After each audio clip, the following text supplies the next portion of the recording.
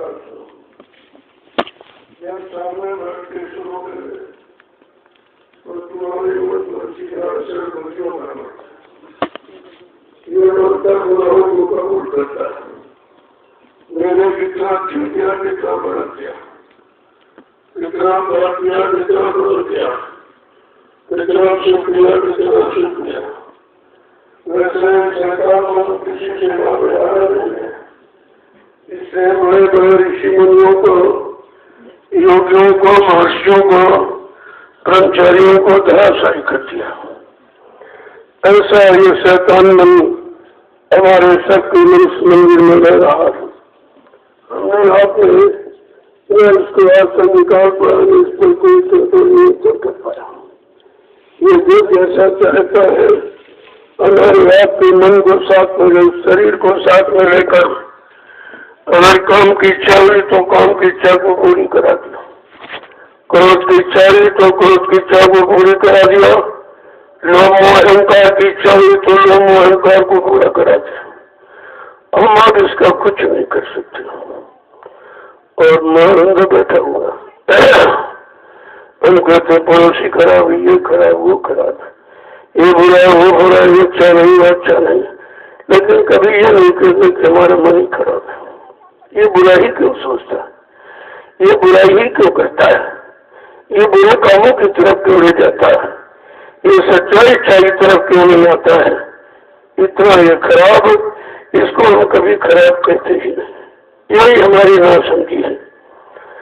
जब संत महापुरुषों के वचनों को सुनोगे एक एक खोट समझ में आ जाएगा कि हमारे अंदर कितनी कमी है, कितनी बुराइयां हैं। वैसे तो आप नहीं समझ सकते, इतने दिनों से आप किस्सा कहानी कथा वार्ता सुन रहे हो, लेकिन कभी अपने मन की बुराई नहीं आई, कभी मन की बुराई दिखाई नहीं दिया। ये केवल संत महापुरुषों के वचनों से होता है। तभी तो कलयुग में जब संत पधारे उन्होंने इस मन को ही पकड़ा और इसी को सुधारने के लिए, इसी को एकाग्र करने के लिए, सही सच्चे पर रास्ते पर चलाने के लिए इन्होंने 3 आधार रखे। सत्संग करो, सेवा करो और भजन करो। इसके अलावा चौथा कोई रास्ता नहीं है जिससे तुम अपने मन को कंट्रोल नियंत्रण कर सकते हो। अगर कोई दूसरा रास्ता होता तो बड़े बड़े ऋषि मुनियों ने इसी भूमि पर हजारों वर्ष तपस्या किया, लेकिन मन को नियंत्रण कर में नहीं कर पाए। यही कारण है कि हमारा मन भंगों में फंसा रहा। हमने कभी निकालने की कोशिश नहीं की। हम ये जानते नहीं थे कि कैसे फंसा है और कैसे निकलेगा, किसके द्वारा निकलेगा, निकालने वाला हमारा आधार क्या होगा। यह सब जानकारी सत्संग वचनों से होती है। इसीलिए कलयुग में जब संत पधारे तो उन्होंने सत्संग ही जारी किया। सत्संग वचनों को सुना कर कैसे उसको मोड़ते मन को, जैसे बांस कितना कठोर होता है। अगर तेल का गोला लगा दो और अग्नि के सामने उसको रख दो तो ये उससे मुलायम हो जाता है। इसी तरीके से इस कठोर मन को, शैतान मन को, भोगी विलासी मन को, गंदे मन को संत महापुरुषों ने सत्संग वचनों का और सेवा का और भजन का मोह लगाया और धीरे से इसको मोड़ लिया। तमाम जीवों को, बड़े बड़े चोर डकैत कतलियों को बदल दिया। जो है कोई बदल नहीं, इसकी कोई दवा नहीं है।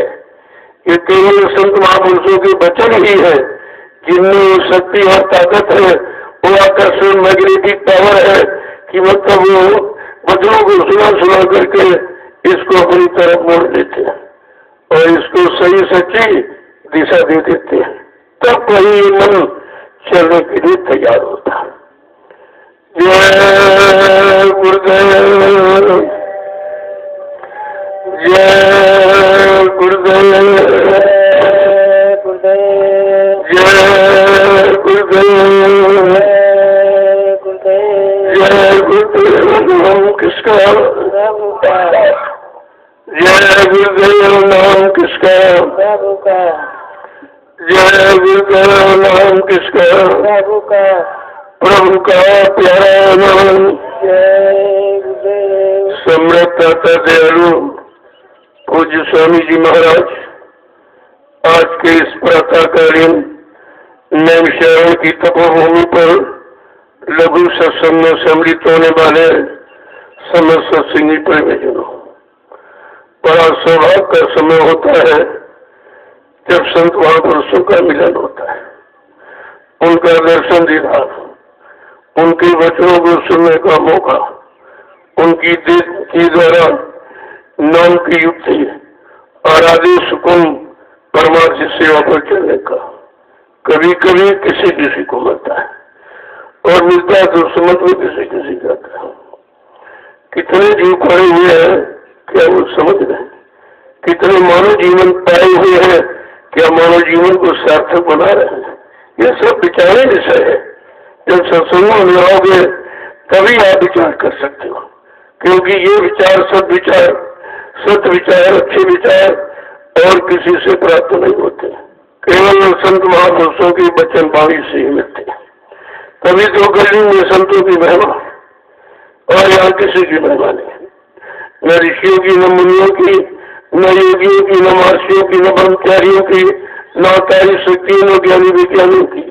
कलयुग में महिमा है संत महापुरुषों की, जिन्होंने अपना अस्तित्व लोक मंडल छोड़कर, जो कितना खुशनुमा है, कितना अच्छा है प्रकाश और कितना सुंदर है, उसे छोड़ करके हमारी आपकी जीवात्माओं के कल्याण के लिए ये काल माया के गंदगी गरीब के देश में आ गई है। और कितनी मेहनत करते हैं, कितना परिश्रम उठाते हैं, तुम्हारे कर्मों का कितना बोझा लेते हैं, नहीं तो इस बोझे से अलग नहीं हो सकते हो। अपने ऊपर ये सब बोझा लेकर के तुम्हारा कल्याण करते हैं, लेकिन तुम्हारा अहंकारी मन इस बात को नहीं समझ पाता है। उनकी दया को, उनकी कृपा को, उनकी मेहरबानी को नहीं ले पाता है। लोगों कितना ये खराब है, अच्छी सच्ची जगह आकर भी अच्छाई को नहीं पकड़ता, गरीब गुमान घमंड को कभी उतार नहीं पाता है। यही कारण है ऐसे जीव कभी कुछ नहीं प्राप्त कर पाते, आते हुए भी खाली चले जाते हैं, रहते हुए भी वंचित रह जाते हैं। ये सब विचार आपको करना चाहिए। महापुरुषों की तो वचन सुन लीजिए तो आपको ये ज्ञान हो जाएगा। अगर मैं ऐसे कहता हूँ तो आप कहोगे कि अपने मनगढ़ंत कुछ कह रहे हैं, बड़ा चुना के कुछ कह रहे हैं, लेकिन जब महापुरुषों के वचन सुनोगे तब तुम्हारी समझ में आ जाए कि जितने आए सबने एक ही रास्ता बताया। वो नानक है, पलटू है, रविदास है, मीरा आई, सजू आई, कबीर साहब है, गोस्वामी जी महाराज, चरणदास, नवादास, हजारों संत आए, सबने एक ही रास्ता बताया कि जीवात्मा जगह परमात्मा से मिला। महापुरुषों की दया, उनके हुक्म आदेश का पालन करके ले लो तो पाप कर्मों से रिहाई यानी छुट्टी मिल सकती है। दूसरा कोई रास्ता नहीं है। किसी ज्ञानी ध्यानी विज्ञानी को, किसी धनवान बलवान बुद्धिमान को अगर 1 करोड़ रुपए दो और 1 करोड़ रुपए से हमारा एक पाप काट दीजिए, कहेगा ये मेरे बस का। जो रुपए धन सामान से काम नहीं हो सकता वो संत महापुरुष अपनी दया से करते हैं। लेकिन जीव बेचारा इतना न समझ है, इतना ज्ञानी है कि उनके इशारों को समझ नहीं पाते, उनके वचनों को ग्रहण नहीं कर पाया और उन वचनों के अनुसार अपने को चला नहीं पाता है। तभी तो ये देर लगी है।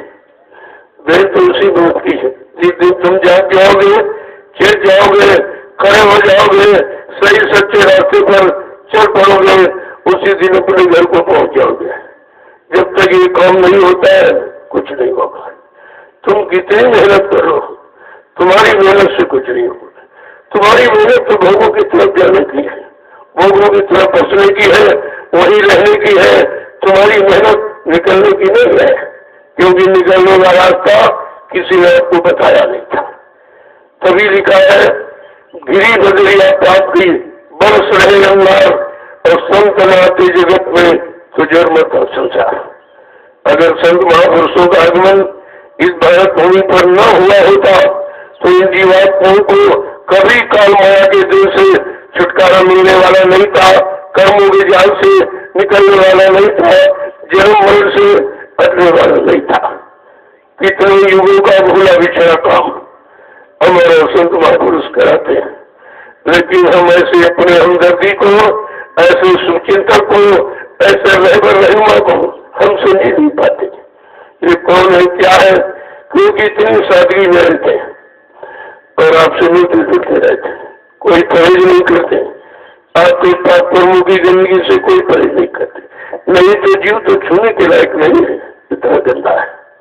लेकिन अगर गंदगी का परहेज करेंगे तो निकालेंगे कैसे? जैसे धोबी अगर गंदे कपड़े का परहेज करेगा तो सफाई नहीं कर सकता, इसी तरह ये जीवात्मा, ये कपड़ा गंदा हो गया है और इतना गंदा हो गया कि जीव के बस की बात नहीं है उस गंदगी को साफ कर सके, तो अपनी दया का मोया लगाते हैं। दया का, जैसे कुम्हार जब कच्चे घरों को सुंदर रूप देता है तो कितने ऊपर से तापी मारता है। अगर आप ये समझो कि जोर से तापी मारा है तो घड़ा कच्चा टूट जाएगा, लेकिन अंदर में दया का हाथ लगाता है, अपने हाथ पर चोट लेता है और सुंदर घड़ा बना के तैयार कर देता है। इसी तरीके से संत महापुरुष अपनी दया का हाथ हमारे आपको हमेशा लगाए रहते हैं और आपको सच्चा अच्छा बनाने के लिए कितनी मेहनत, कितना परिश्रम रातों दिन करते हैं। जय गुरुदेव, जय गुरुदेव। अब हमें आपको समझाना किसको? न अड़ोसी को न पड़ोसी को, अपने मन को समझाना है। पड़ोसी समझ जाएगा तो आपका कौन सा काम कर देगा, नहीं समझेगा तो हमारा नुकसान क्या कर देगा। हमारा आपका हानि और लाभ अपने मन की द्वारा ही होगा।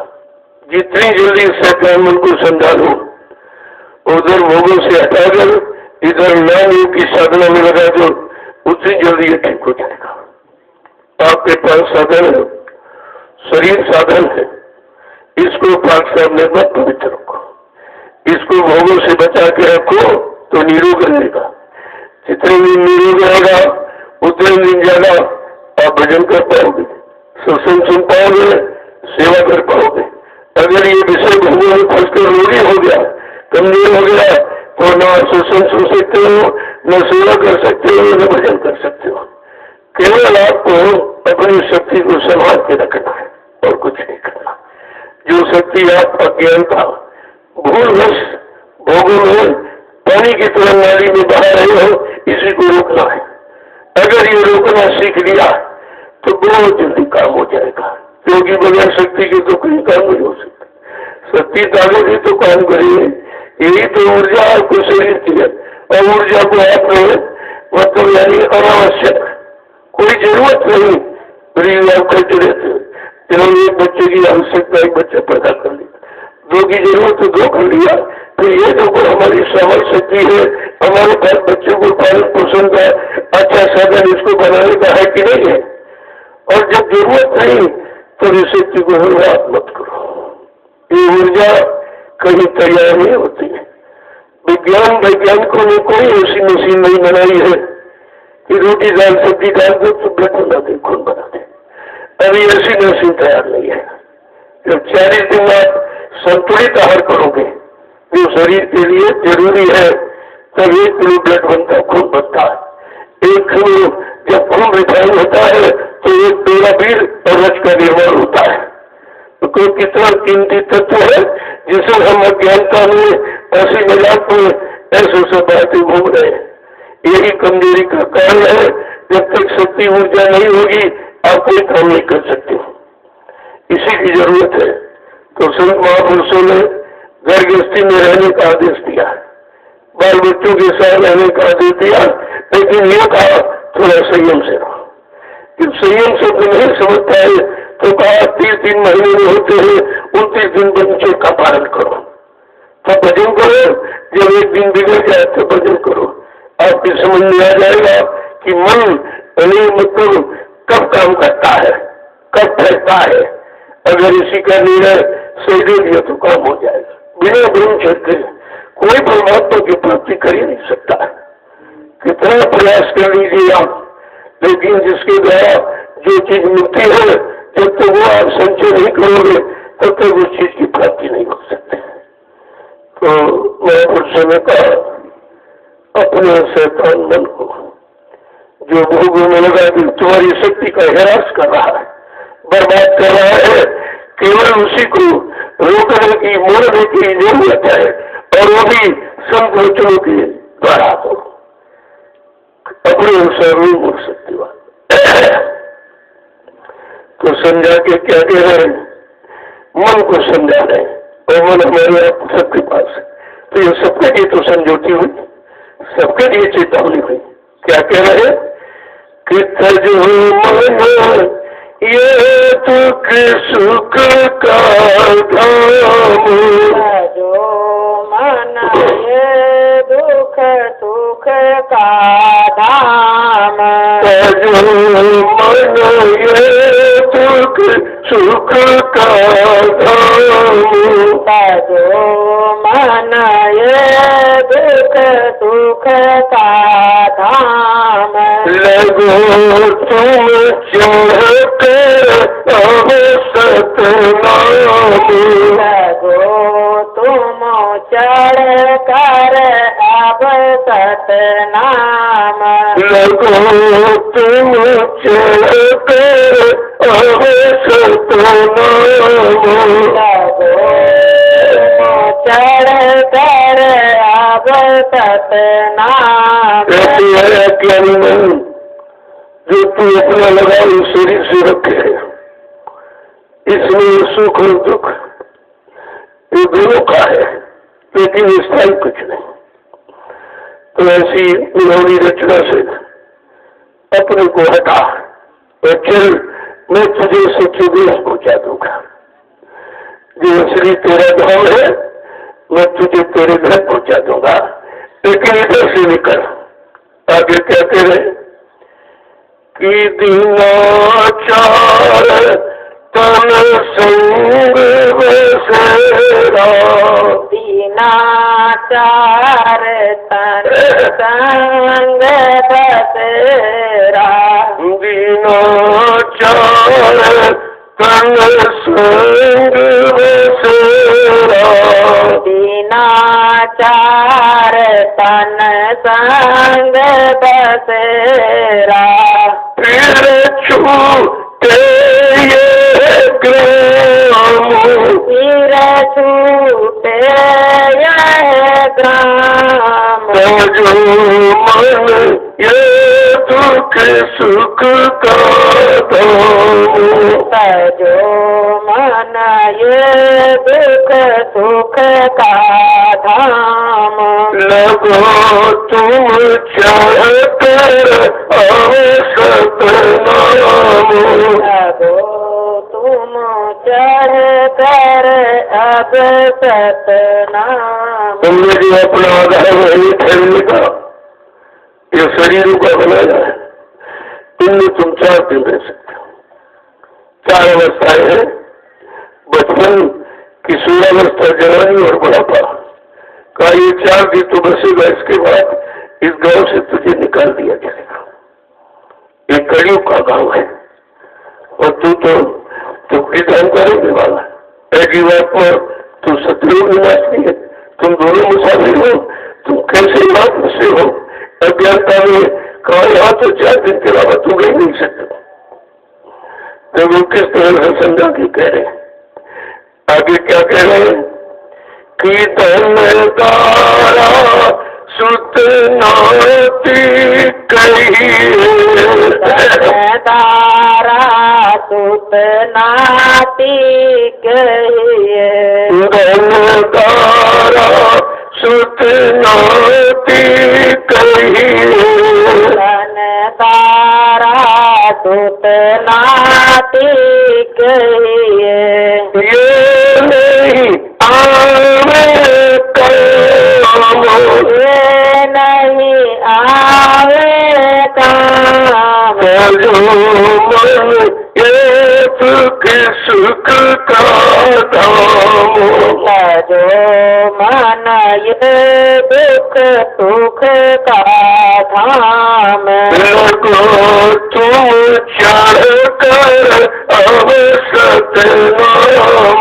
लगो तुम चढ़ कर अब सतनाम। तुम तीनों फंसे हो, धन दया मन स्त्री सुख मांडे बैठा बनाते हैं। कहा धर्म मेहनत पत्नी और पति 12 बच्चे न तुम्हारे पते, तुम इसी में फंसे, ये तुम्हारा है नहीं। क्यों? हम माँ के गर्भ से नंदे अकेले आए थे, कुछ लेके नहीं आए हो, लेकिन भूल गए यहाँ जो काल ने सामान दिया, हम कहते हैं हमारी सुविधा है, तो उसने फंसाने के लिए दिया कि और तो ये मन कहीं फंस नहीं पाएगा। धन में, स्त्री में, पति में, बेटे में, नाती में, इन्हीं में फंसेगा, इसलिए उसने ये फंसने का सामान दिया और कहते ये सामान तेरे काम नहीं आएगा, अकेला है अकेला ही जाएगा। बस आपको समझना है कि हमको इसका प्रयोग कर लेना है, लेकिन मैं फंस के नहीं रहना, वो भी जरूरत पर। आगे क्या कहें कि श्वास दुधारा नित ही जारी। श्वास दुधारा नित ही जारी। श्वास दुधारा नित ही जारी। श्वास दुधारा नित ही जारी। एक दिन खाली चाम। एक दिन खाली चाम। जो मन ये दुख सुख का धाम। जो मन ये दुख सुख का धाम। ये स्वास्थ्य आती जाती है, ये दुधारा दोनों तरफ धार, दोनों तरफ वार करती है, दोनों तरफ से आपका नुकसान करती है। जब आती है तब और जाती है, दोनों तरफ श्वासों की पूंजी को खत्म करती है। कितनी बड़ी जो श्वासों की पूंजी कहीं मोल नहीं मिलेगी, जो हमें आपको परमात्मा ने बराबर दिया है। 96 करोड़ श्वास सबको मिले, जितने शरीरों में जीवात्मा सबको बराबर रूप से उसने दिया। उनके यहाँ कोई भेदभाव नहीं है कि हिंदू को कम ज्यादा मिले, मुसलमान को कम मिले, या स्त्री को कम मिले, पुरुष को ज्यादा मिले, ऐसा कुछ नहीं। बराबर रूप से श्वासों की पूंजी सबको दी है। और ये श्वासों की पूंजी जब तुम श्वास लेते हो तब खत्म होती है, श्वास छोड़ते हो तब खत्म होती है। ये दोनों तरफ से नुकसान हो रहा, तो कितनी जल्दी पूंजी समाप्त हो जाएगी। अब इस पूंजी को संभाल के कैसे रखना है, तो कहते हैं कि एक दिन खाली का, जब ये पूरी पूंजी समाप्त हो जाएगी तो ये चमड़े की नौकरी खाली हो जाए। ये शरीर चमड़े का कमर कुछ नहीं है, जिसमें तुम्हारा इतना लगाव है, इसी को सजाने में, खिलाने और पिलाने में तो सारा समय बर्बाद करते हो। ये है जीवात्मा का खोल और है चमड़े का, कुछ नहीं है, चमड़े का है। इसीलिए तो लोग इसको स्वीकार नहीं करते। बाद में जीवात्मा निकल जाने के बाद इस चमड़े के खोल को कोई नहीं प्रेम करता है, कोई संभाल के नहीं रखता है। कहते ले जाओ जल्दी करो, इसे या तो शमशान भूमि में जला देना, या गड्ढा खोद के काट देना, या बालू बांध के पानी में फेंक देना, लेकिन वापस मत ले आना। इतनी ग्रह क्यों होती? जिस शरीर को आपने सब कुछ माना और इसी के लिए पूरा जीवन आपने बर्बाद कर दिया, इसको खिलाने पिलाने सजाने में आज ये नफरत क्यों है? इसका मतलब है हमारा प्रेम शरीर से नहीं था। अगर शरीर से प्रेम लगाव होता तो अभी तो शरीर है, केवल जीवात्मा ही तो नहीं है। उसी कारण आप नफरत करते हो। तो बात समझ में कब आई? जो संत महापुरुषों के सत्संगों में गए, उन्होंने राज खोला कि जीवात्मा जब शरीर से निकल जाएगी तो कोई शरीर यहाँ रखा नहीं जाएगा, कोई भी शरीर से प्रेम नहीं करेगा। जबकि प्रेम करने वाले कहेंगे इसको घर से निकाल बाहर करो, कहते कि जल्दी करो सवारी करो, मैं भूत वृद्ध रखी है, मैं जल्दी करो इसको, ये घर से बाहर करो, नहीं भूत बन के कहीं घर में न रह जाए।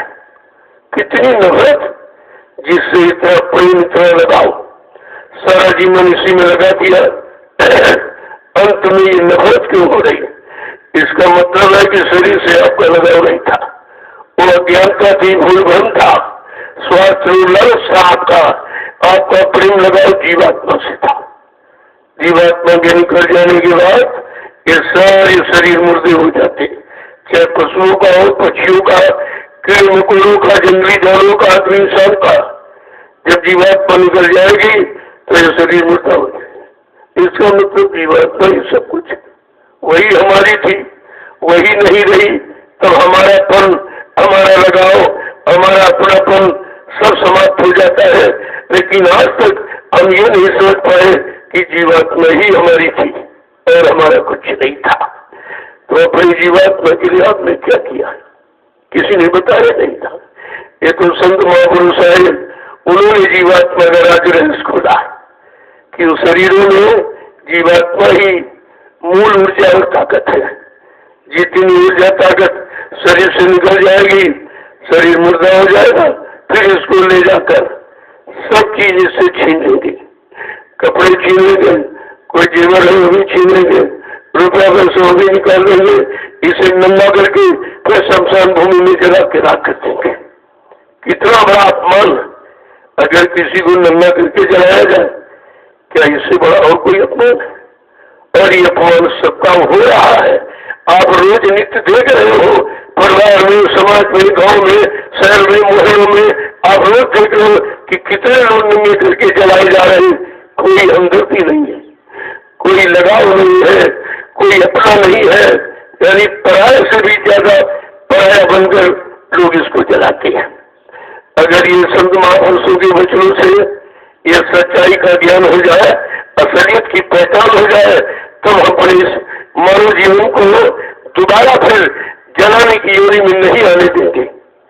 हम उनके रास्ते को मान लेंगे, उनके वचनों को पहचान करके, वचनों का आधार बनाकर अपने संपूर्ण जीवन को निकालेंगे और नाम की कमाई करके इस जीवात्मा को जगाकर इसको घर पहुंचा देंगे।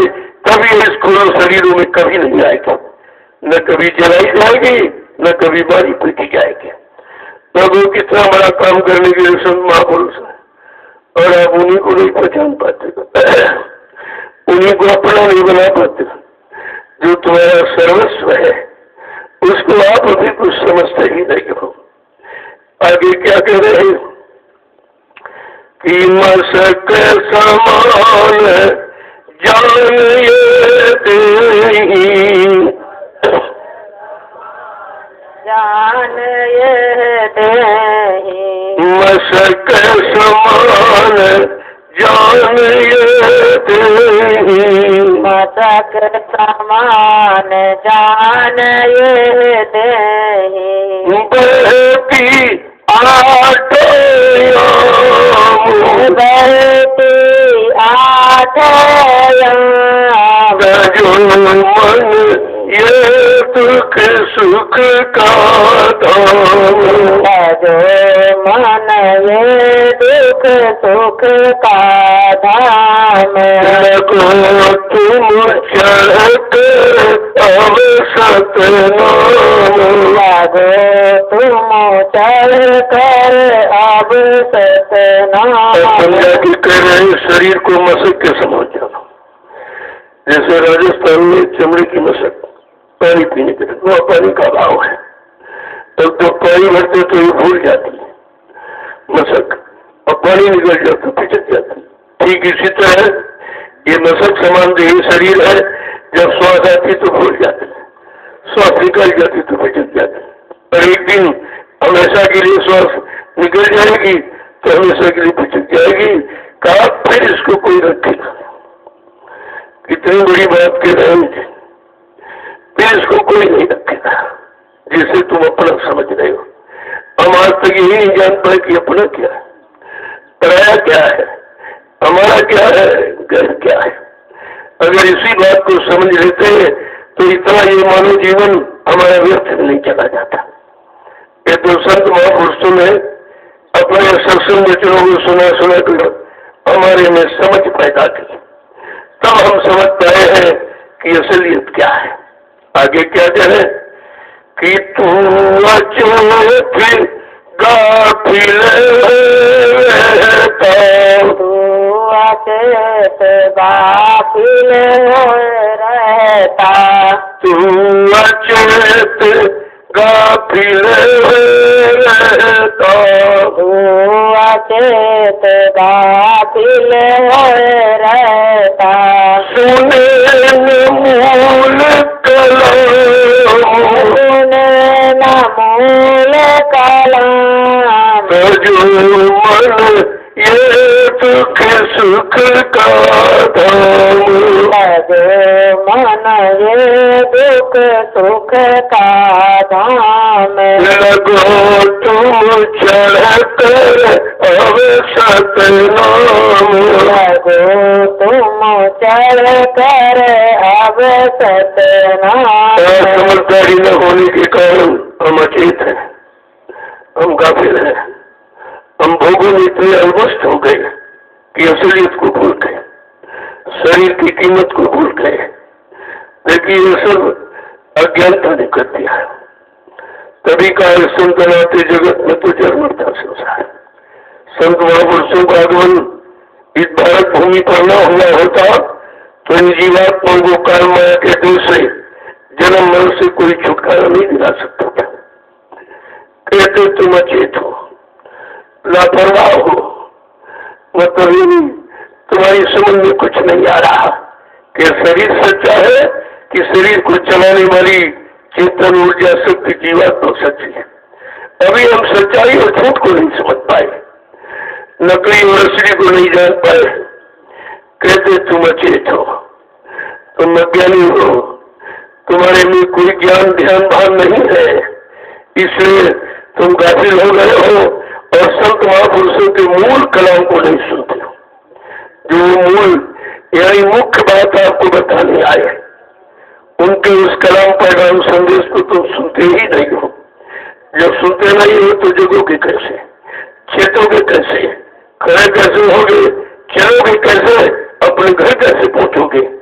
आगे क्या कह रहे हैं कि ये गाफिल किस लिए हो कि माया नारी पड़ी तेरे पीछे, माया नारी पड़ी तेरे पीछे, माया नारी पड़ी तेरे पीछे, माया नारी पड़ी तेरे पीछे, क्यों नहीं छोड़ते काम, क्यों नहीं छोड़त काम, तजुमन ये दुख सुख का धाम, तजुमन ये दुख सुख का धाम, लगो तुम चढ़ते अब सतनाम, लगो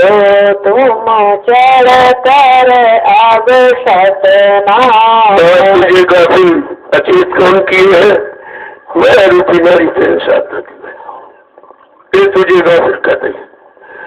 देखो माया कितनी प्रबल है, जिसको देखकर ब्रह्मा विष्णु महादेव थर थर कांपते हैं। लेकिन कितनी ये बलवान है मित्र मंडल में, सबको नाचने चाहते किसी के पास नहीं रहते, क्योंकि लक्ष्मी तुम्हारी नहीं है, विष्णु की पत्नी है। तुम्हारी कैसे बन जाएगी?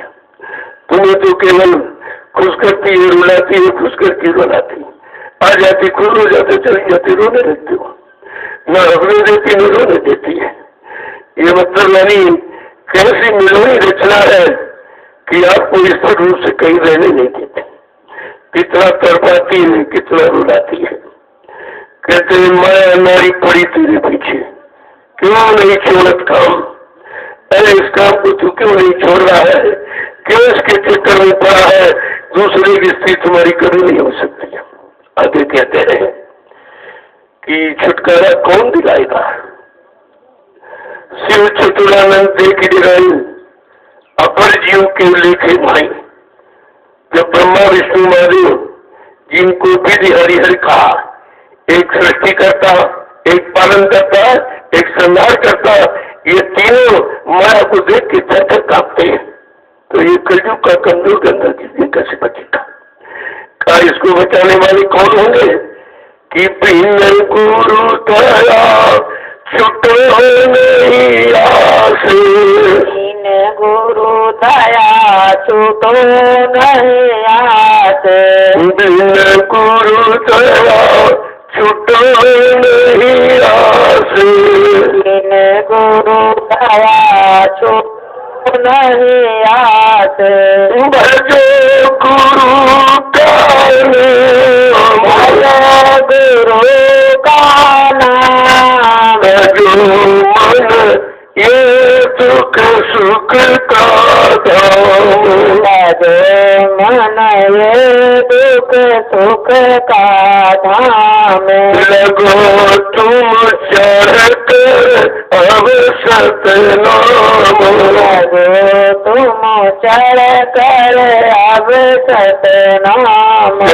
3 नारियां तुम्हारे साथ, एक तन की नारी अगर बन तो जीवन समाप्त हो जाएगा, ये भी जीवन को खत्म करने वाली। एक माया नारी है जो तुझे सच्चे अच्छे रास्ते से बहकाती रहती है, एक घर की नारी है जो विषय भोगों में फंसाती रहती है।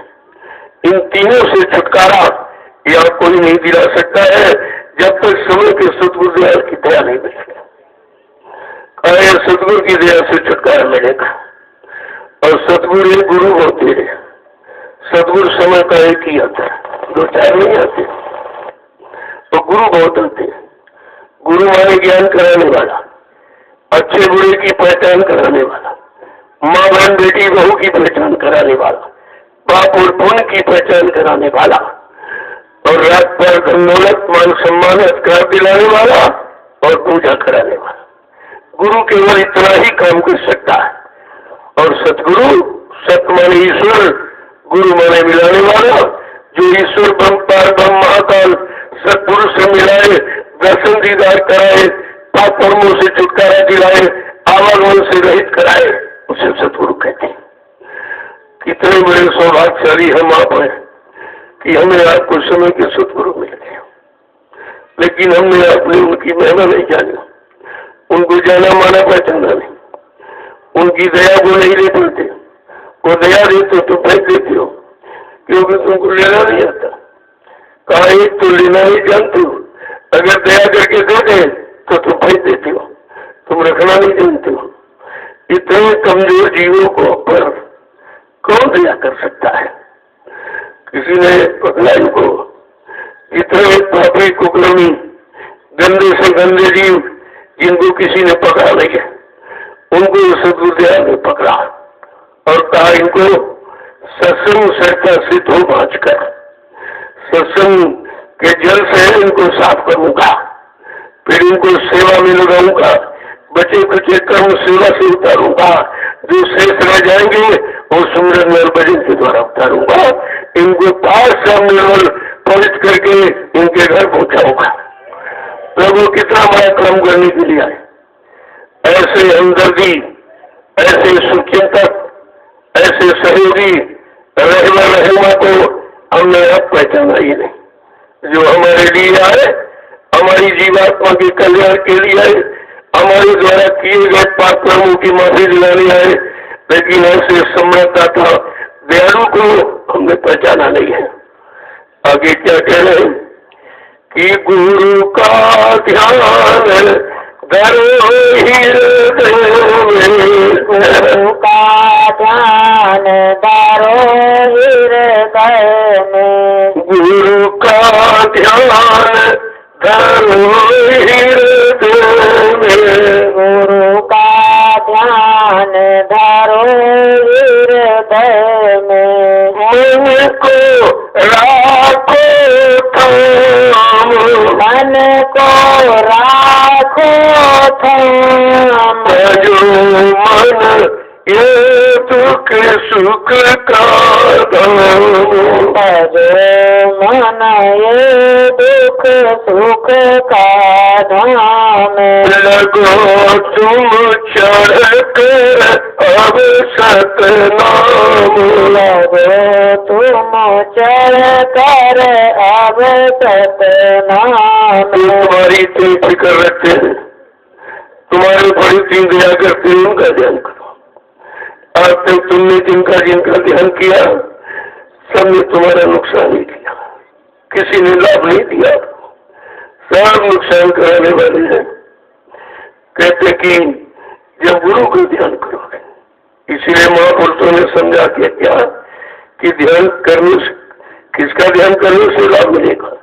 ध्यान मूलम गुरु मूर्तिम, पूजा मूलम गुरु पदम, मंत्र मूलम गुरु वाक्यम, मोक्ष मूलम गुरु कृपा। ये मोक्ष गुरु की कृपा से मिलेगा, क्रिया से नहीं। कलयुग में क्रिया साधु नहीं, कृपा साधे। अगर क्रिया साधु थी तो सबको नाम दान दे दिया गया, सब कर देते, सब जाग जाते, सब पहुंचा देते। कहते कृपा साधे। जब तक उनकी कृपा दिया मेहरबानी नहीं होगी तब तक आप कुछ कर ही नहीं सकते। और कृपा दिया मेहरबानी किससे मिलती है? जब उनके हुक्म आदेश का पालन करो, उनके बताए वचनों को अपने जीवन का आधार बनाकर इस जीवन को निकालोगे, तब तुमको उनकी दया मिल जाएगी। जैसे दया मिली तो सब कुछ ठीक हो जाएगा। आगे क्या कह रहे हैं? इसलिए कहते भजे गुरु का नाम। बहुत नाम आपने भजे और बताया भी गया। कोई भी नाम संसार में दृष्टा से मुक्ति न हो। आदि नाम जो गुप्त जब बूझे बिरला हुआ, करोड़ों नाम प्रचलित है परमात्मा के नाम के, लेकिन इसे मुक्ति नहीं मिलेगी। क्योंकि जो नाम जिस लोक अंदर मुकाम से आया, जब उस नाम का स्मरण करोगे, उस नाम के अनुसार चलोगे और जो वो नाम उसी लोक को आपको पहुंचा देगा।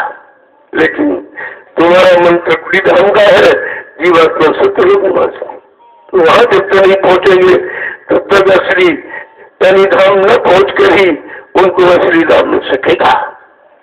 कहते कि वहां पहुंचे आप, पुण्य कर्म कराए और वहां तक पहुंचा दिया। कहते कोई सीढ़ी में तो रुके। जब पुण्य का खजाना खत्म हो गया तो फिर आपको मृत्यु में धकेल दिया गया, जाओ फिर कर्म करो, फिर आओ, फिर कर्म करो, फिर आओ। कहा किसी बीच लोक में भी पहुंच करके छुटकारा नहीं मिलना है।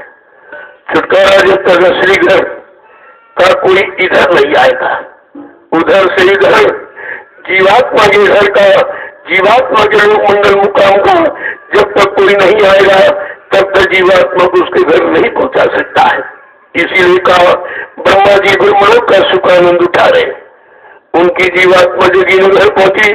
भगवान विष्णु विष्णुलोक का सुखानंद उठा रहे, उनकी जीवात्मा जोगी घर पहुंची।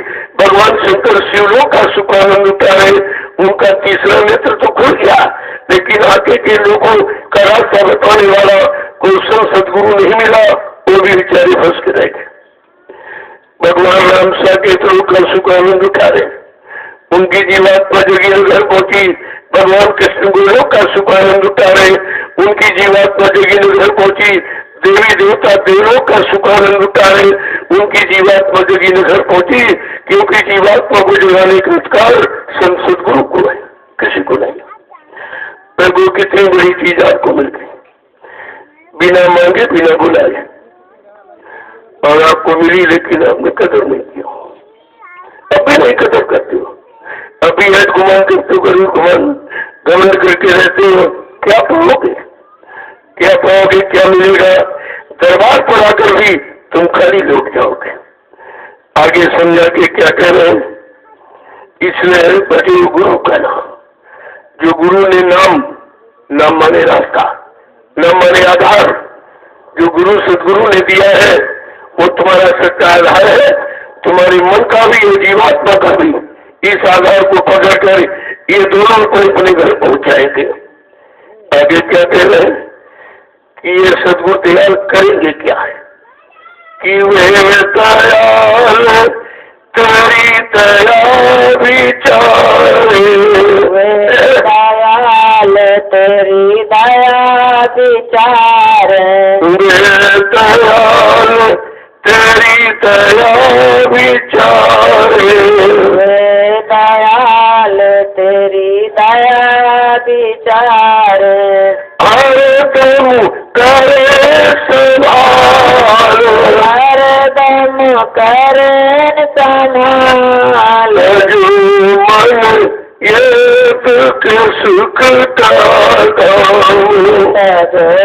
मन ये दुख सुख का दाम। लगो तुम चढ़त अब सतनाम, लगो तुम चढ़ कर अब सतनाम। दयाल देश से आए हैं, दया करने के लिए आए और दया करके ही जाएंगे। कहते हमको कोई भी युक्ति, कोई भी उपाय करना पड़े, कोई भी लीला खेल चमत्कार हमको करिश्मा करना पड़े, लेकिन हम अपनी दया से, क्योंकि मैंने नामदान दिया है। यही कह रहे हैं कि तुमको अपनी चिंता नहीं है, लेकिन हमको तुम्हारी चिंता है, क्योंकि हमने तुमको नामदान दे दिया है। देखो नामदान की कितनी बड़ी जिम्मेवारी, और हम और कुछ नहीं समझता, क्योंकि तुम्हें कोई मेहनत तो बड़ी नहीं थी, कोई तपस्या त्याग संयम, कोई घर गृहस्थी परिवार चला के दिया गया, तब तो तुम कीमत समझते। जहाँ पर रह रहे हो, गंदगी में रह रहे हो, गंदगी का कोई उन्होंने अपने अंदर देश मात्र में नहीं रखा और आपको दे दिया। जो अमोलक धन ये नामदान ऋषि मुनियों को नहीं मिला। हजारों वर्ष तपस्या करके ऋषि भूमि पर जिस पर बैठे हो, लेकिन ये नामदान नहीं मिला उनको। ये युक्ति नहीं मिली कि जीवात्मा जगह और परमात्मा से मिले और अपने घर पहुंच जाए। ये युक्ति हम सब कलयुग के गंदे जीवन के लिए रखी थी। क्या कितनी बड़ी हमदर्दी लेकर आए हैं, ऐसे हमदर्द को हम बिल्कुल नहीं पहचानते हैं। कहते हुए दयाल तेरी दया विचारे, वो तुम्हारे पर दया का विचार किया कि बिना दया के कलयुग का जीव जग नहीं सकता, निकल नहीं सकता, घर पहुंच नहीं सकता। इसलिए उन्होंने दया विचारी और हर वक्त हरदम बर्तन तुम्हारी संभाल करते हैं, नहीं तो काल के जाल में फंसने में देर नहीं लगेगी, उधर चले जाओगे। तुम्हारे मन को हमेशा रोक के रखते, जो मन तो बार बार मोड़े कर्मों में जाता है, लेकिन वो जाते जाने नहीं देते हैं, क्योंकि उनको अपने नामदान की लिहाज है कि मेरा नामदान इस घट में है। अगर ये बुरे कर्म करेगा तो मेरे नामदान का क्या होगा। देखो कितनी बड़ी चिंता आपकी है और तुम बिल्कुल नहीं चिंता करते। तुम्हें बिल्कुल एकदम फिक्र ही नहीं है। जबरदस्ती तुम्हें बुलाया जाता, यहाँ कोई अपनी इच्छा से नहीं आया, इनको पकड़ के लाया गया। वो दया ने, जो दया डोर है, वो डोर फेंकी और घर से खींच गया। जैसे पतंग कितनी ऊपर कहीं चले जाए आसमान में, लेकिन उड़ाने वाले के हाथ में नाम डोर है। जिसके हाथ में डोर है वो पतंग को खींच करके अपने पैर के अंगूठे पर रख देगा, लेकिन देखने वाले कितने बहुत दूर चलेगी। न दिखने उड़ाने वाला दिखाई दे रहा, न डोरी दिखाई दे रही। पता नहीं पतंग कहाँ गिरे किसके हाथ लगेगी, लेकिन जो उड़ाने वाला उसको पता है, उसको पता है। इसलिए जीव कहीं चला जाए और कहीं फंस जाए, लेकिन जब वो खींचेंगे तब समेट कर अपने पास ले लेंगे। ये है दया, इसको दया कहते हैं। वो कितनी बड़ी चीज है। कहते कि वो दयाल तेरी दया विचारे, पल पल करे संभाल। हर वक्त तुम्हारी संभाल करते हैं, नहीं काल माया के जाने में देर नहीं लगेगी। तुम तो वहां खड़े ही हो, तुम उसी बॉर्डर पर अभी खड़े हो। तुमने बॉर्डर अभी नहीं छोड़ा है। जब बॉर्डर छोड़ोगे तब माना जाएगा कि उधर से इधर आप आ गए हो। बॉर्डर पर खड़े रहने से ही माना जाएगा, कभी फिसल करके फिर वहीं जा सकते हो।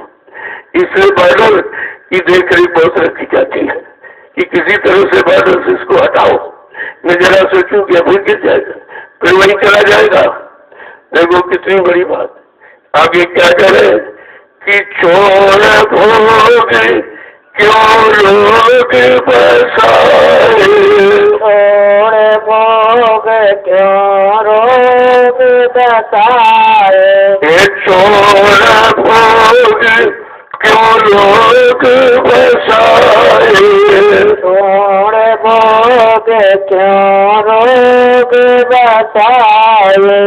या में नहीं आराम, या में नहीं आराम, तन तजो मन ये दुख सुख का धाम, दुख सुख का धाम। लगो तुम चढ़ते अब सतनाम, लगो तुम चढ़ कर अब सतनाम। तो तेरी फसल के फसने का, अटकने का, भटकने का कारण भोगों में फंसना है। का इसे निकला ये भोग ही रोग का कारण बनाए बैठे, भोग रोग बन के निकले। ये रोग बीमारी भोगों के कारण है। हम भोग समझ नहीं पाए किस भोग से कौन बीमारी आती, किस भोग से कौन खराबी आती, कौन सा भोग कितना खराब जो मन को गंदा कर देगा फिर निकलने नहीं देगा। जब सत्संग बच्चों सुनोगे एक एक भोग रोग की पहचान हो जाएगी। कहते कि पहले इस भोगों को छोड़, जिस भोग ने तुम्हें रोगी बना दिया है, तुम्हें कमजोर कर दिया है, तेरी शक्ति को क्षीण कर दिया है, का इसमें किसी तरह का आराम विश्राम नहीं है। आगे क्या कह रहे हैं कि गुरु का कहना मान प्यारे, गुरु का कहना मान प्यारे, गुरु का कहना मान प्यारे, गुरु का कहना मान प्यारे। पाएगा आराम, पाएगा आराम। तजो मन ये दुख सुख का धाम, तजो मन ये दुख सुख का धाम। लगो तुम चढ़ते अब सतनाम, चढ़ कर अब सतनाम। इसलिए गुरु प्यारे का कहना मानो, जो तुम्हारे लिए, तुम्हारे कष्टों के निवारण के लिए, तुमको भोगों से अलग करना, लोग की साधना कराने के लिए और तुझको तेरे सच्चे धर्मंडल मुकाम पहुंचाने के लिए आए हैं, उनका कहना मानो तो तुझे आराम मिल जाएगा। तो ऐसी जगह पहुंचा देंगे जहाँ पूर्ण विश्राम, फिर कभी इधर आना ही नहीं होगा। आगे क्या कह रहे हैं कि दुख तेरा सब दूर करेंगे, दुख तेरा सब दूर करेंगे, दुख तेरा सब दूर करेंगे, दुख तेरा सब दूर करेंगे। देंगे अचल मुकाम, देंगे अचल मुकाम। तजो मन ये दुख सुख का धाम, तजो मन ये दुख सुख का धाम। लगो तुम चढ़ कर अब सतनाम, लगो तुम चढ़ कर अब सतनाम। और सतगुरु दयाली ऐसे है जो तुम्हारे संपूर्ण दुख को खत्म कर सकते हैं, और ये दुख दूर करने का किसी के पास इच्छा उपाय नहीं है और अधिकार भी नहीं है। और देंगे अचल मुकाम, तुम्हारे संपूर्ण दुख को दूर करके ऐसा मुकाम तुमको दे देंगे जहाँ से अचल कभी चलना नहीं होगा, फिर इधर कभी नहीं होगा, न जाओगे न मरोगे न पैदा होगे, न दुख होगा न सुख होगा।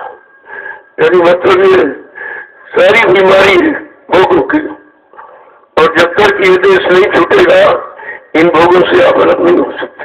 कितनी तुम कोशिश प्रयास करो, तुम्हारा प्रयास तो उधर की तरफ ले जाने वाला है, निकलने वाला प्रयास तुम्हारे पास कहाँ है। कहते हैं दुख तेरा सब दूर करेंगे और देंगे अचल मुकाम, जहाँ से कभी चलना ही नहीं होगा, इधर आना ही नहीं होगा, वो तुमको मुकाम मंडल पर पहुंचा देंगे। आगे क्या कह रहे कि सतगुरु स्वामी कैसे समझाई, सतगुरु स्वामी कहे समझाई, राधा स्वामी कहे समझाई, राधा स्वामी कहे समझाई, खोज करो निज नाम, खोज करो निज नाम, जो मन ये दुख सुख का धाम, जो मन ये दुख सुख का धाम, लगो तुम चढ़ कर सतनाम, लगो तुम चढ़ कर अब सतनाम। राधा स्वामी को याद इंसान का नाम नहीं है, ये बेचारे इसी फिरके में फंस गए।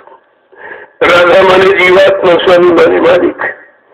जिनको जीवात्माओं का मालिक बनाकर भेजा जाता है वो नाम को जगाकर जीवात्मा को जगाते हैं, नाम जहाज पर बैठा कर इसको घर पहुंचाते हैं। उन पहुंचाने वाले को राधा स्वामी ही कहते हैं। अब यहाँ से बेचारे फिरके में फंस गए। राधा स्वामी आदमी का नाम समझ, कबीर साहब आदमी का नाम समझ, सीताराम आदमी का नाम समझ, राधा श्याम आदमी का नाम। अगर तो जानकारी कम होगी जब संतों के सत्संग में आओगे, वो सार सत्य का ज्ञान कराती है। असलियत क्या है, सच्चाई क्या है, हकीकत क्या है, वास्तविकता क्या है। जब तक सत्संग में नहीं आओगे किसी तरह की सच्चाई आपको मिल नहीं सकती, क्योंकि संत महापुरुष इस सच्चाई को जानते हैं। वो सतलोक सचखंड और निधान से आते हैं, उनको तो पूरी जानकारी होती है, इधर की भी और उधर की भी। कैसे हम फंसे हैं, कैसे निकलेंगे, फंसने का भी रास्ता और निकालने की रास्ता दोनों मालूम है। जो दोनों रास्तों को जानता है उसी को पूरा सतगुरु कहते हैं, पूरा उसी को कहते हैं जिसके पास पूरी जानकारी हो। मृत्यु मंडल से लेकर सतलोक अनामी धाम तक की जानकारी जिसको कहते हैं उसे पूरा गुरु कहते हैं। नाम कमाई में जो पूरा उन चरणों की बन जा दूरा। सच्चा सतगुरु कहे जो नाम की कमाई करे, या तो सत्ताओं की कमाई में पड़े, ये पैसा आ जाए, ये सेवा आ जाए, ये सामान मिल जाए, ये सम्मान अधिकार मिल जाए, लोग इसी में पड़े हुए। लेकिन उधर कहते हैं कि नाम कमाई में जो पूरा उन सतगुरु के चरणों की बन जा दूरा। कहते उनके चरणों की धूल बन जा, वो तुझे यहाँ से निकालेंगे, तुझको तेरे घर पहुंचाएंगे। देखो कितनी बड़ी जानकारी है। शब्द सने ही गुरु जो हो गए तो जग देव भेद रखा है। का सच्चा भेद, सच्चा रास्ता, सच्चाई का रास्ता कौन दिखाएगा, कौन दिखाएगा? का वो सच्चा सतगुरु दिखाएगा, जिसने शब्द की कमाई की है। ये दाम की रुपए वैसे धन दौलत मान सम्मान की कमाई नहीं, इधर की कमाई कार माया देश की नहीं, अपने देश ले जाने की कमाई, उसे सत्य कमाई कहते हैं। कहते हैं कि सतगुरु स्वामी कहे समझाए, बार बार समझाते हैं, गुहार पुकार लगा के कहते हैं कि खोज करो निज नाम, उस नाम की खोज करो जिस नाम डोर सत्य डोर को पकड़ा कर जीवात्मा को मृत्यु मंदिर को उतारा गया था। जब तक वो नाम देने वाले संसद गुरु नहीं मिलेंगे कोई जीवात्मा घर नहीं जा सकते। इसीलिए कहा बहकाने भटकाने के लिए बहुत से नाम यह बताए थे।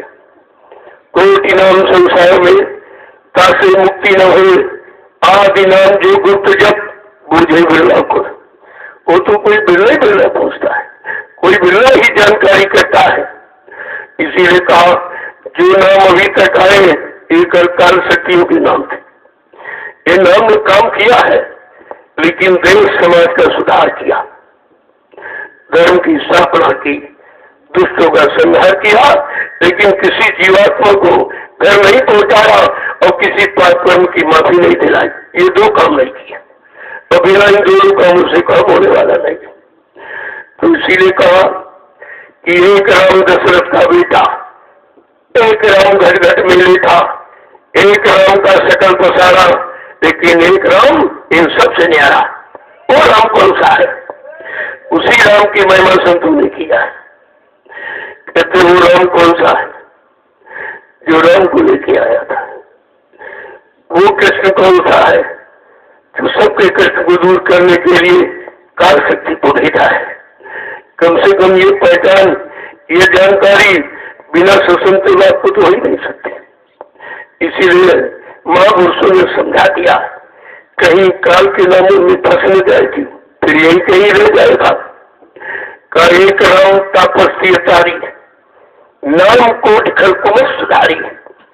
का ये राम दशरथ का बेटा, इसने केवल एक अहल्या, उसको भी स्त्री का रूप भी दे पाए, इस रूप से अलग नहीं कर पाए, इस खोल से, शरीर के खोलों से अलग नहीं कर पाए और घर नहीं पहुंचा पाए।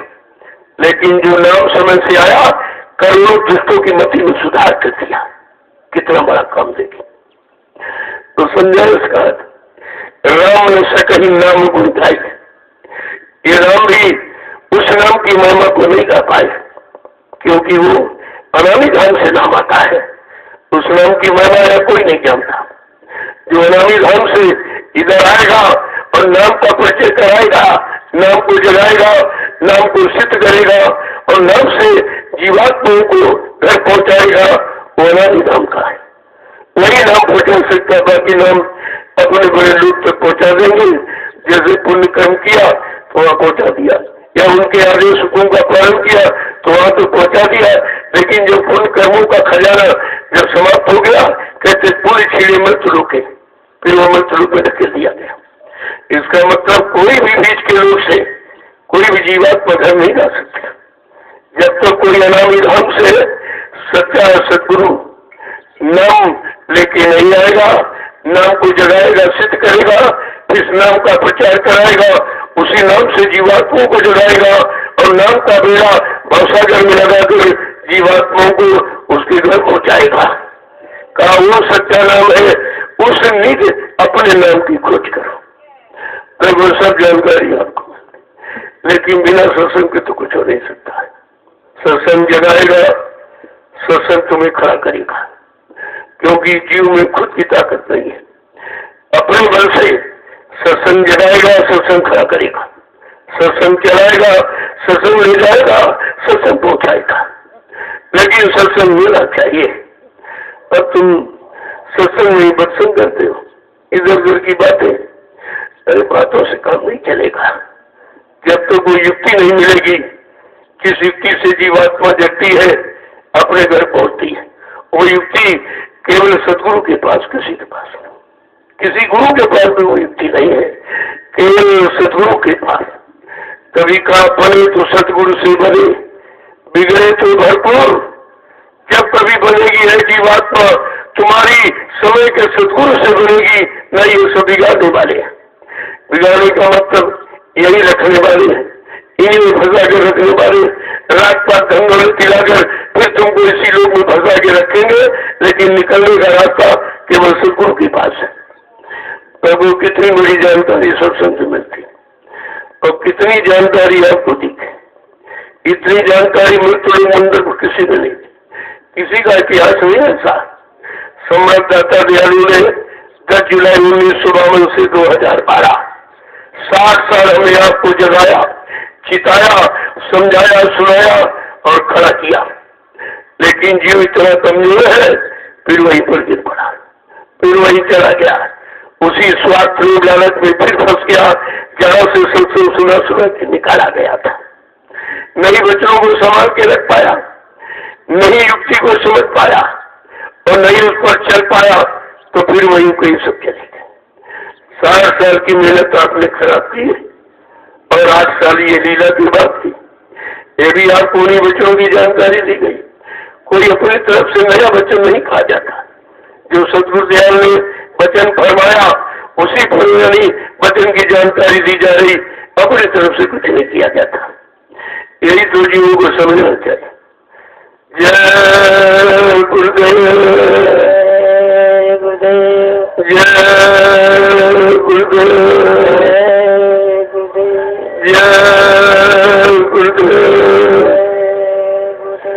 जय गुरुदेव। राम कृष्ण। किसका?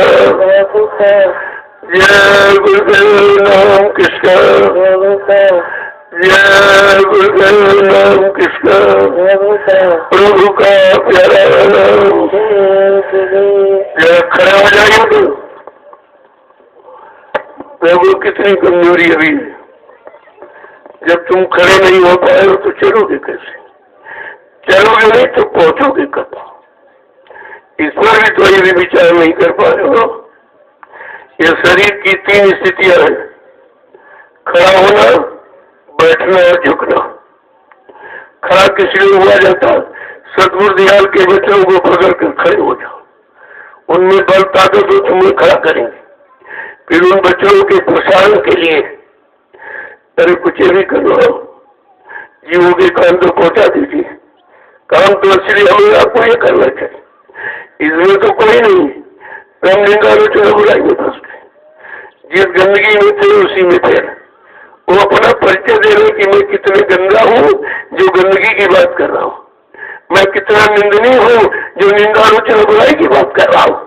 वो अपना परिचय दे रहे, तो फिर भी तुम्हारी समझ में नहीं आ रहा। अरे अच्छा अच्छाई सच्चाई की बात करेगा और बुरा बुराई की बात करेगा। यही से आपको समझना चाहिए। अच्छे बुरे की पहचान उसकी बोली भाषा ही बताती है, क्योंकि बोली भाषा अंदर की चीज है। जब अंदर में बुराई होगी तभी बाहर निकलेगी, अंदर में अच्छाई होगी तो अच्छाई बाहर निकलेगी, सच्चाई होगी तो सच्चाई बाहर में निकलेगी। ये सब जानकारी आपको करनी चाहिए। कितना समय आपके पीछे खर्च किया गया, अभी बुराई से लोग नहीं अलग हो पाए, निंदा आलोचना से अलग नहीं हो पाए, दूसरे की गंदगी समेटने से भी हटी नहीं पाए। जब यही करते रहोगे तो सच्चाई अच्छाई का काम कब करोगे? वो कौन सी तुम्हारी घड़ी, कौन सा तुम्हारा शुभ मुहूर्त होगा जब सच्चाई अच्छाई की बात करोगे? तुम्हारे अंदर से सच्चाई अच्छाई सबके लिए निकलेगी। वो घड़ी तुम्हारी कब होगी? क्या जीवन से व्यर्थ में निकाल दोगे? अरे सब तो चला गया है, जो बचा है उसी में बड़ा सुधार कर लीजिए। ज्यादा तेरी अच्छा होगा। जय गुरुदेव, जय गुरुदेव, जय गुरुदेव नाम किसका? जय गुरुदेव नाम किसका? प्रभु का प्यारा नाम। जोर से बोले सब मिल बोले, बोलना होगा अभी से बोले। दुख दर्द हटेंगे, सब कष्ट मिटेंगे, सुख शांति मिलेंगे। सबके दाता, सबके मालिक, प्रेम से बोलो ये नाम नहीं इंसान का, ये काम नहीं इंसान का। मेरे को नाम अपना सब परिचय दे रहा, ताकि नाम के बारे में तुम भूल भ्रम न कहीं फंस जाओ। जितने नाम संसार में प्रचलित है उनका भी इतिहास है, और एक कलयुग का जगह है जय गुरुदेव नाम, उसका एक अनोखा इतिहास है। कि वो क्या क्या करेगा इस पर आपको विचार चलना चाहिए।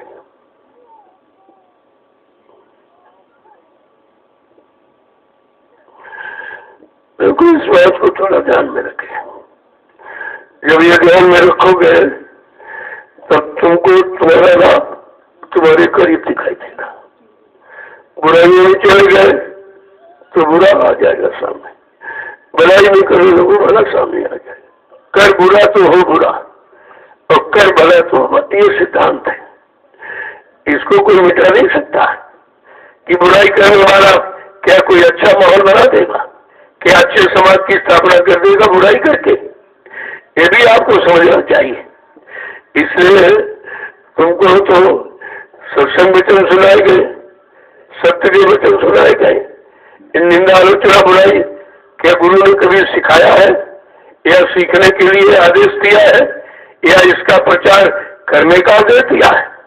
कहा था मेरे सत्संग वचनों को सुनो और सुनाओ, करो और कराओ, तो तुम्हारा भी काम और लोगों का भी काम हो जाएगा।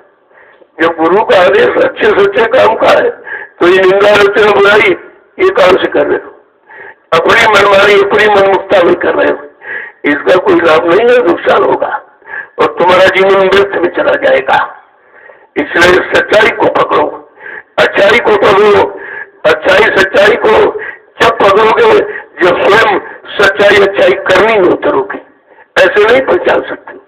तुम जब उस करनी को करोगे, उस करनी का अनुभव तुम्हारे पास होगा, उसी अनुभव से तुम सबको सच्चाई को पकड़ सकते हो। लेकिन सब उल्टा कर रहे हो तुम, इसीलिए तो परेशानी का माहौल खड़ा हुआ है। जय गुरुदेव। प्रभु प्रेमियों, ये 88,000 ऋषियों की तपोभूमि है। कितनी बड़ी संख्या ऋषि मुनियों की इस भूमि पर आकर तपस्या किया, हजारों वर्ष, एक साल नहीं हजारों वर्ष किया।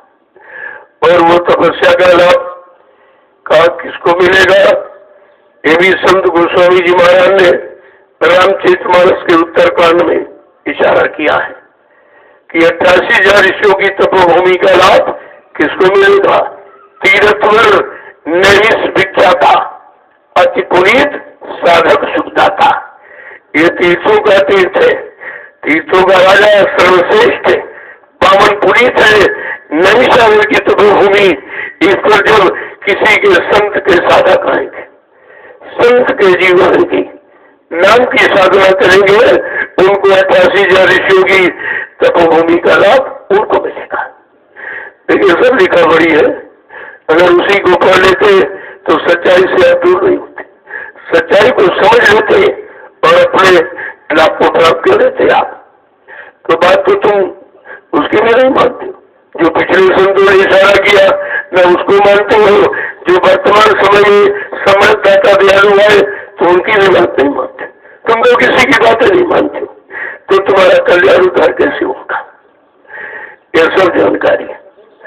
और इस भूमि पर से एक अनोखा इतिहास उजागर हो रहा है कि परमार्थी सम्मान सेवा का, जो हिंदुस्तान में कहीं नहीं, कहीं आप चले जाओ ये सेवा कहीं, सब लोग अपने स्वार्थ की सेवाएं कर रहे हैं, अपने निजी लाभ की, मान सम्मान अधिकार पाने की सेवा। लेकिन ये परमार्थी सेवा जिसके करने वालों का कोई निजी स्वार्थ नहीं है, वो तो आदेश हुकुम का पालन करते हैं और इससे जो भी निर्माण होगा आगे आने वाले लाखों लोगों को लाभ मिलेगा। इसको कहते हैं परमार्थी सेवा, जो दूसरों को लाभ दे। लेकिन कितनी बड़ी चीज है और दोनों वक्त हो रहा है। यहाँ तो दिन में कोई सेवा नहीं कर रहा है, ऐसा माहौल वातावरण बन गया है। लेकिन नैमिषारण्य की तपोभूमि पर यह रात्रि परमार्थी सम्मान सेवा जो हो रही, यह अनोखा इतिहास है। यह सबको झुका देगा, सबको मनवा देगा, ये तपोभूमि सबको बुला लेगी। आप देखते जाइए, सुनते जाइए, जो काम कहीं नहीं हो रहा वो यहाँ पर हो रहा है, जो संदेश कहीं प्रसारित नहीं हो रहा इसी भूमि से हो रहा। तो कम से कम कुछ तो मानव बुद्धि से आपको सोचना चाहिए, ये टुकड़ा क्यों सुरक्षित है। आज अभी 10 आदमी इकट्ठे होने में उनको चिंता होती है, भय होता है कहीं बीमारी ना है, और यहाँ तो हजारों लोग आए। इसको देखिए आप पहले, और आपके सामने है, ये है तपोभूमि। तपोभूमि का मतलब तपी हुई, शुद्ध की हुई है, यहाँ कोई अशुद्धता का प्रभाव नहीं हो सकता, कोई प्रकृति प्रकोप नहीं हो सकता। इस बात को आपको समझना है, नहीं आगे समझ में आ जाएगा। धीरे धीरे आप सुनते जाइए, देखते जाइए, तुम्हारी समझ में सब आ जाएगा। जय गुरुदेव। प्रेमी कितने निर्भीक होकर, निर्भर होकर यहाँ सेवा कर रहे हैं, कोई उनको डर नहीं है, क्योंकि उन्होंने सतगुरुदयाल को पकड़ा है, उनके वचनों को पकड़ा है, समझा है, वचनों को अपने जीवन का आधार बनाया है, सच्चाई और भलाई को अपनाया है। इसलिए यहाँ पर इस तरह की कोई गंदगी नहीं। धीरे धीरे आवाज सत्य पहुंच रही है, सभी तो देख रहे हैं, सुन रहे हैं, ऐसा नहीं है, कोई नहीं सुन रहा, क्योंकि अब कोई कहीं कुछ कह नहीं रहा, सबकी जमाने बंद हो गई। जो आपने कहा सब झूठ निकला, क्योंकि तुमने अपनी गुरुमुखता में आके जो भी कहोगे सो झूठ होगा, गुरुमुखता में आके जो वचन निकलेगा वो सत्य होगा। यही गुरुमुखता मनमुखता को समझना है कि हम मनमुख है कि गुरुमुख है, अपने मन के अनुसार चल रहे हैं कि गुरु के आदेश का पालन कर रहे हैं। इसी बात को भी तुम नहीं समझ पाए और बुराइयों से अलग नहीं हो पाए, फिर तुम भलाई की तरफ कब चलोगे, सच्चाई को कब पकड़ोगे। जय गुरुदेव। भाई अपने परिवार की कोई बुराई करे तो परिवार का सदस्य माना जाएगा। ये गुरु परिवार है और 45 करोड़ का है। इतनी बड़ी संख्या अभी किसी ने गुरु परिवार की तैयार नहीं कर पाई है। ये भी आपको विचार करना चाहिए कि हमारा गुरु कितना समर्थ है, जिसने ऐसे कलयुग में, अरे अच्छे युग में तो अच्छे लोगों को तो अच्छा सभी बना सकते, लेकिन गुरु को अच्छा बनाना ये काम है। आज वही काम किया गया। कितने ये मतलब यानी शराबी कमारी, कितने व्यभिचारी कुचारी, कितने हत्या करने वाले, हिंसा करने वाले, इन करोड़ों जीवों को सदगुरुदेव ने सतपथ के रास्ते पर लाके खड़ा कर दिया और इनको माला पकड़ा दी। इस कलयुग में, ये कलयुग में माला पकड़ा दी और ये भजन करने लगे। तुमको ये दिखाई सुनाई कुछ नहीं दे रहा है, तुम्हारी अंदर गुरु की मेहनत बिल्कुल नहीं है, सब समाप्त कर दी। जो निंदालोचना बुराई में पड़ गया। अरे आपको गुरु की अच्छाई को जन जन के कान तक पहुंचाना चाहिए, सच्चाई को बचाना चाहिए और उनके ये जो वचन है सब तरफ से बचाने वाले, इनका प्रचार करना चाहिए। तो तुम्हारा जाए सदगुरु के प्रचार को। जय गुरुदेव, जय गुरुदेव। अब आप चलो बड़ी बड़ी सेवा में, सेवा में चलिए, कुछ न कुछ आयो जरूर करो, बैठे मत रहो। इस शरीर को मादे लो, और तो कहीं शरीर को धोने के लिए सामान तो कहीं बना नहीं है। कोई बाहर का हनी पानी साबुन ये तो नहीं धो सकता। ये शरीर पर ऊपरी गंदगी को खत्म कर सकता, लेकिन जो कर्मों की गंदगी अंदर में जमा है वहाँ ये पानी साबुन कुछ नहीं जा सकता। वहाँ ये सत्संग के बच्चे ही पहुंचेंगे। सत्संग जल जो कोई पावे और मेरा ये सब कट कर जाए। जिस किसी को सत्संग रूपी सरता का जल मिल जाए, जिन पर दया कृपा मेहरबानी सतगुरु की हो जाए, तो बड़ी कर्मों की गंदगी को साफ कर सकता है। अन्यथा यहाँ पर कोई उपाय नहीं है। इसलिए जो समय मिला है, अवसर मिला है, जो घड़ी मिली है, उसमें अपना काम बना लीजिए, आपके लिए अच्छा रहेगा। जय गुरुदेव। आज नैनी धाम में सतगुरु धाम की स्थापना कितना अनोखा विषय है। लोग सुनकर बड़ा ताज्जुब कर रहे हैं कि नैनी धाम में सतगुरु धाम, फिर इसकी क्या आवश्यकता। अगर उस धाम माने घर में सच्चाई ईमानदारी आ गई होती, उनके बताने सुनाने समझाने में सब में पारंपरिक प्रेम प्यार मोहब्बत सेवा दया सदाचार परमात्मा की यादगार आ गई होती और सबके अंदर दिलों में माँ बहन बेटी बहू की पहचान परख हो गई होती, तो फिर नियमित में सतगुरु बनाने की जरूरत नहीं थी। इसीलिए और जिसका मुख्य द्वार, जिसका उद्घाटन 14 नवंबर को दीपावली के पावन पर्व पर है, ये भी बड़ा विचारी विषय है। सब यहाँ का अनोखा काम देख करके बड़ा आश्चर्य है। आश्चर्य करे भी ये सब क्या हो रहा है, ये क्या इसकी वहां जरूरत है। अरे जरूरत है तभी तो होगा, तुमको आगे की जरूरत दिखाई नहीं देती, क्योंकि तुम निंदालोचना बुराई गंदगी से अलग नहीं हो पाए हो, तो तुमको आगे का दिखाई कैसे देगा। जय गुरुदेव। मैं इतना भारी परिवार जिसका हो, वो कौन सा काम नहीं कर सकता, कौन सा कठिन से कठिन काम नहीं हो सकता। लेकिन परिवार जब विघटन में हो जाता है तो कुछ नहीं कर सकता। जैसे अगर तुम्हारा परिवार फूट जाए तो पड़ोसी भी तंग करने लगता है, तुमको कमजोर समझ करके।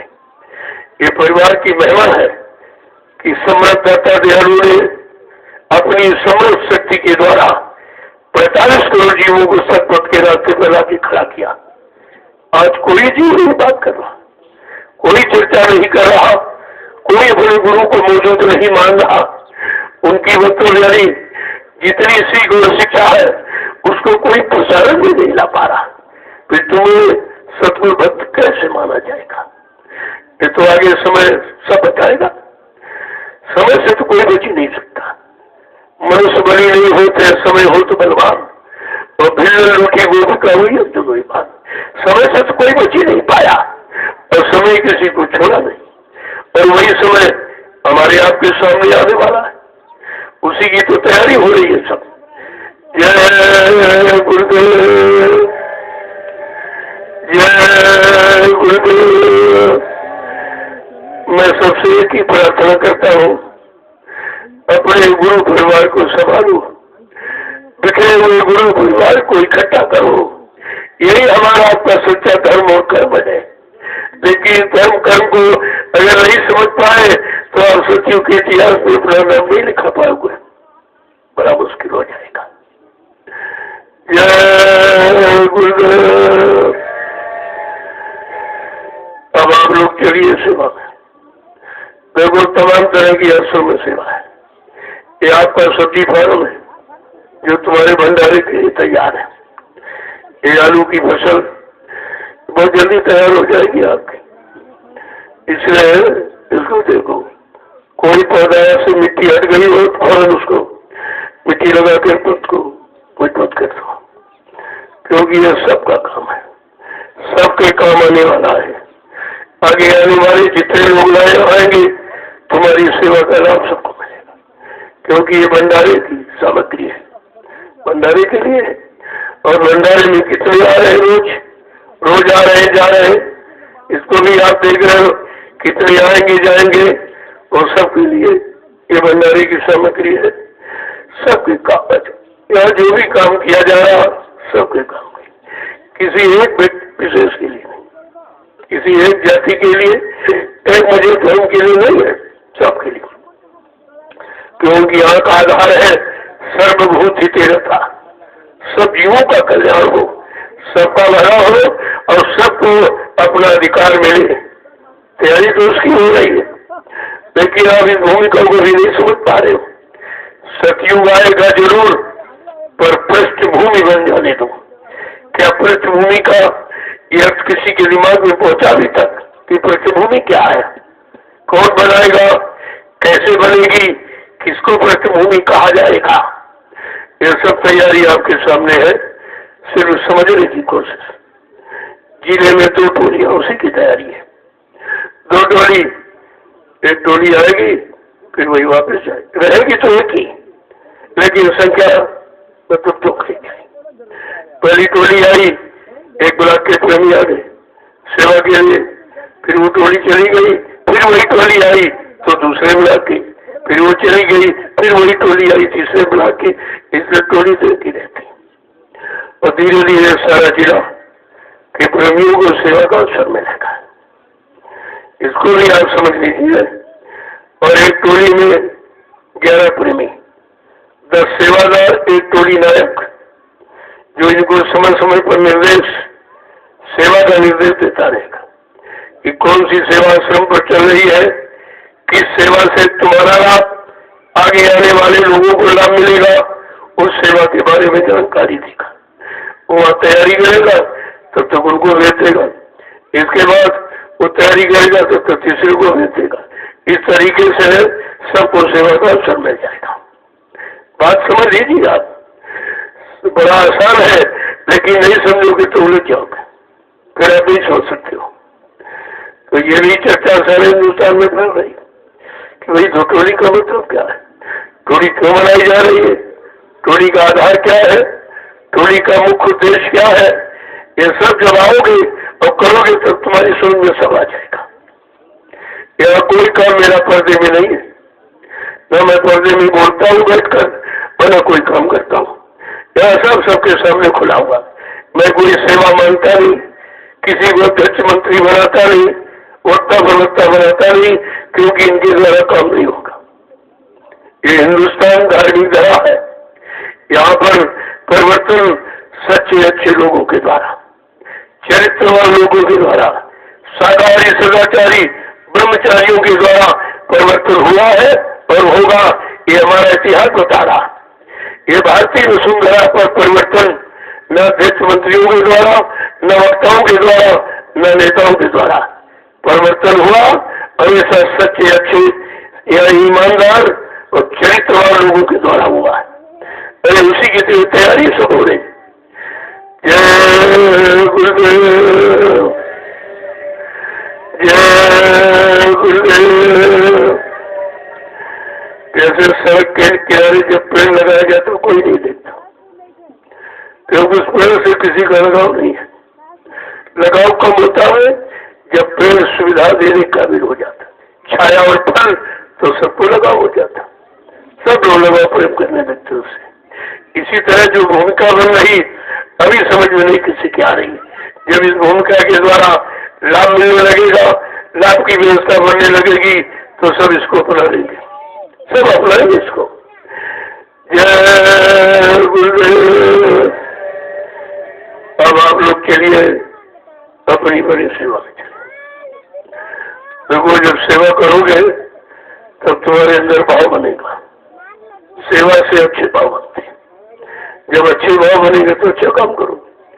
अच्छा काम करोगे तो उसका परिणाम अच्छा मिलेगा। ये तो बिल्कुल सीधा फॉर्मूला है।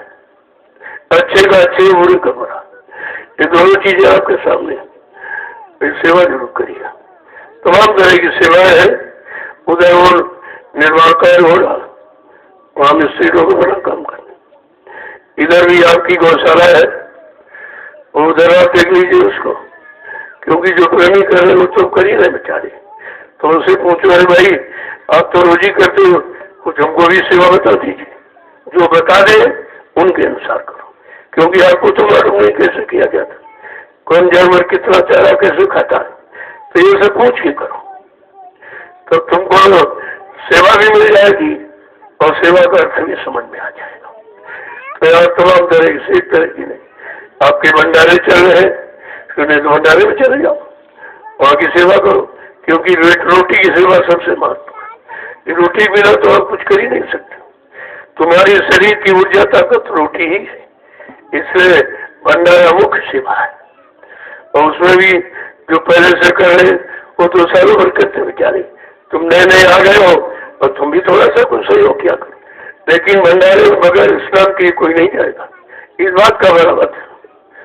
जो महिलाएं मसीह धर्म में हो तो 5 दिन भंडारे में नहीं जाएंगे, वो नहीं जाएंगे। इसका विचार रखिए, इससे तरह तरह की बीमारी आ जाती, तुम्हारा भी नुकसान होगा और दूसरे का भी नुकसान कर दोगे। इसको बराबर ध्यान में रखिए आप।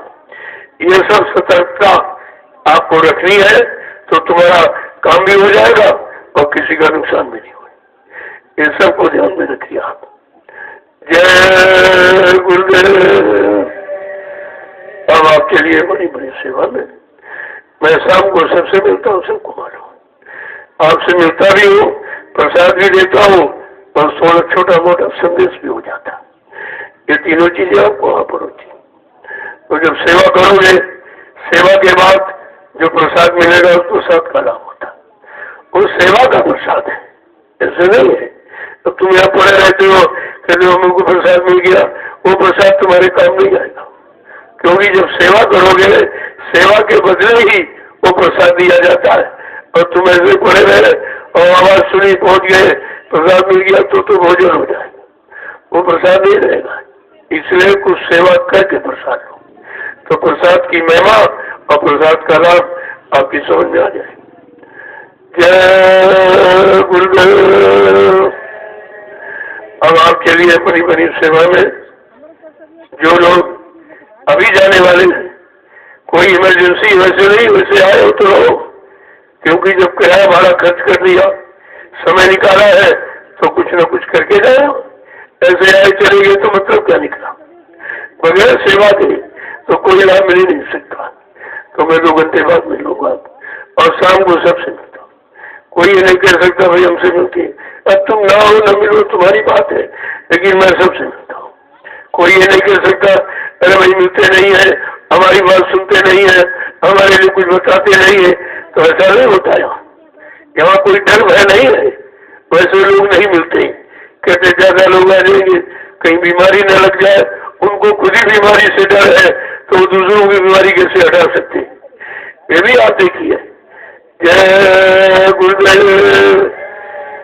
आज भीड़ से सबको डर है, लेकिन मैं बार बार कहता हूँ ये भीड़ वो नहीं है जिसमें कोई नुकसान किसी का हो।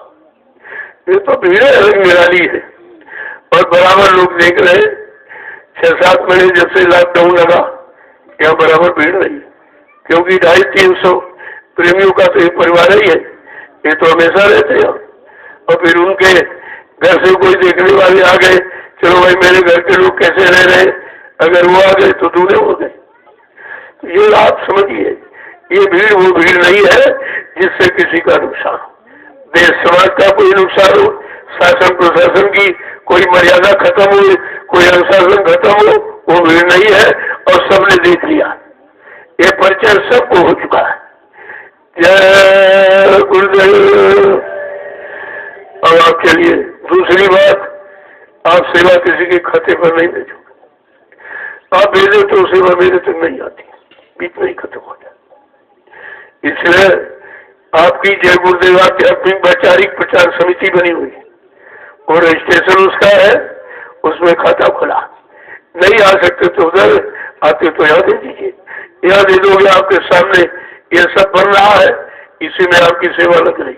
मैं क्या करूंगा? नहीं, मेरे तो कोई बैठा नहीं है, कोई स्त्री कोई बच्चा तो है नहीं जिसके लिए मैं इकट्ठा करूंगा या आपको धोखा दूंगा। ये कामयाब नहीं होता। जो है, पहली बात, मैं लेता नहीं कोई सेवा, सब जाते पूरे हिंदुस्तान में, मैं कोई सेवा नहीं लेता। जो आप श्रद्धा सेवा भाव से दे देते हैं, उसी से ये काम हो रहा सब। जो आपने पहले दी, जब मैं लोगों से कहता हूँ कि 10 रुपए से जमीन खरीदी गई, तो कोई बात को मानने को तैयार नहीं। तो 10 रुपए से ज्यादा कोई देता नहीं था, लेकिन उसको मैंने इकट्ठा रखा।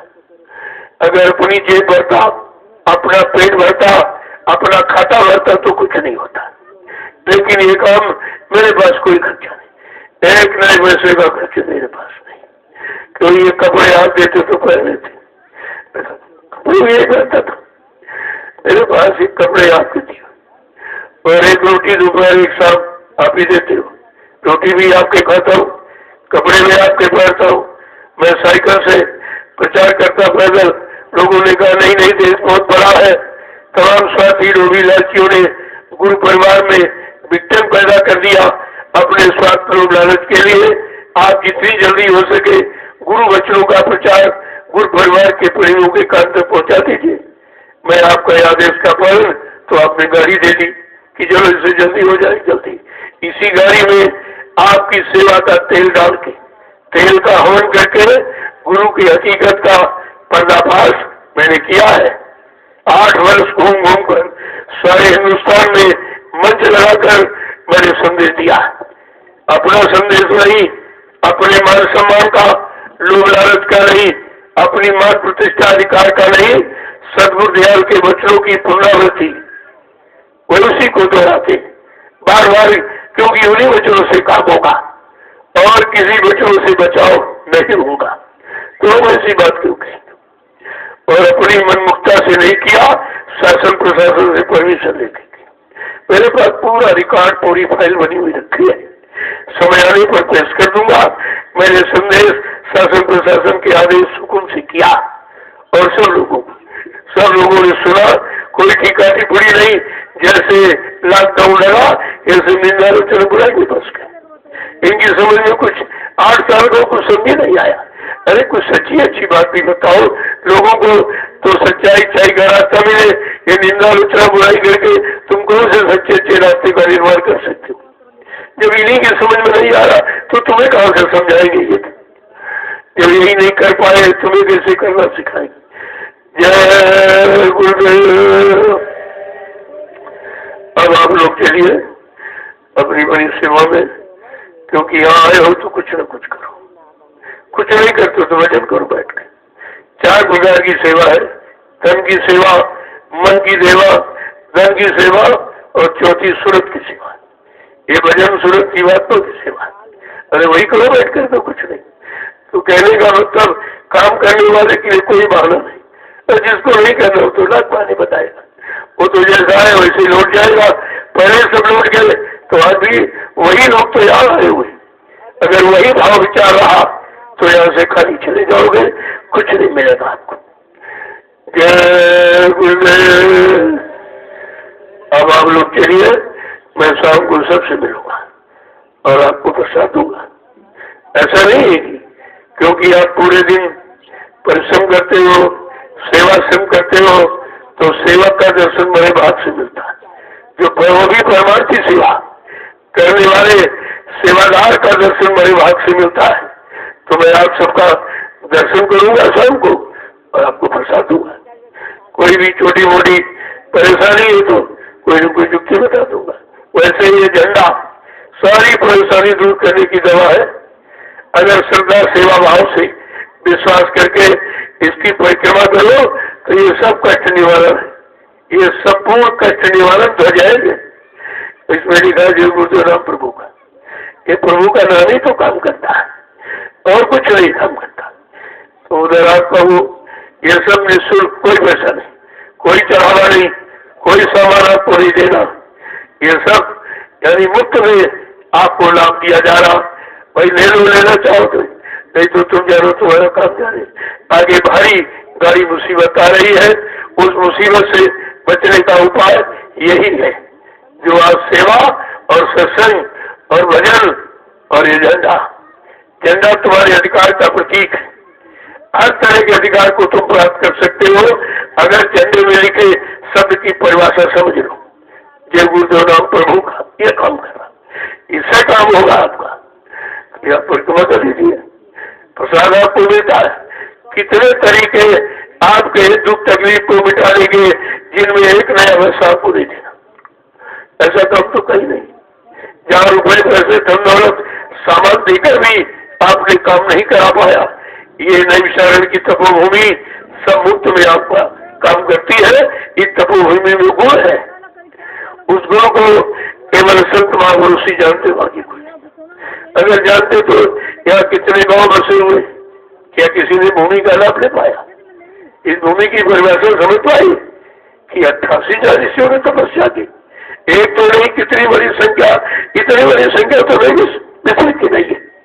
इतने ऋषि मुनियों ने इस भूमि को पावन पवित्र बनाया। अगर ये सब जान जाते तो इनको लाभ मिल जाता, लेकिन लाभ देने वाला, लाभ बताने वाला, लाभ की युक्ति आधार दिलाने वाला जब मिलेगा तभी तो लाभ आपको मिलेगा। अपनी इच्छा से आप कोई कुछ नहीं दे सकता। जय गुरुदेव। अब आपके लिए सेवा।